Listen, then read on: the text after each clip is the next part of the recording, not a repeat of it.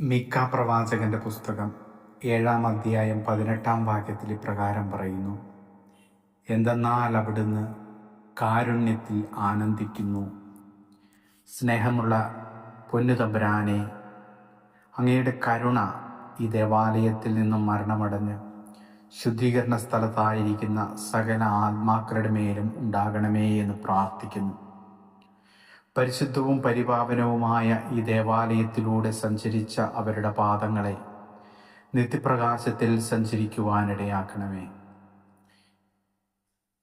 ദേവാലയത്തിൽ നിന്റെ സ്തുതിഗീതങ്ങൾ കേട്ട ഇവരുടെ കാതുകൾ, കർത്താവേ, നിന്റെ ശിക്ഷാവിധിയുടെ സ്വരം കേൾക്കാതിരിക്കട്ടെ.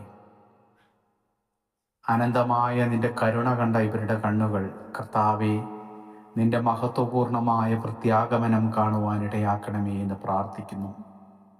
ഈ ദേവാലയത്തിൽ നിന്നും മരണമടഞ്ഞ് ശുദ്ധീകരണ സ്ഥലത്തായിരിക്കുന്ന സകല ആത്മാക്കളെയും, ഇവിടെ ശുശ്രൂഷ ചെയ്ത് കടന്നുപോയ വൈദികരുടെയും സിസ്റ്റേഴ്സിൻ്റെയും ആത്മാക്കളെയും കർത്താവേ, നിന്റെ കരുണയ്ക്ക് വേണ്ടി അങ്ങയുടെ സന്നിധിയിലേക്ക് സമർപ്പിക്കുന്നു. നിരവധിയായ അവരുടെ പാവങ്ങളുടെ നിന്ന് മുഖം മറയ്ക്കണമേ എന്ന് അങ്ങയോട് പ്രാർത്ഥിക്കുന്നു.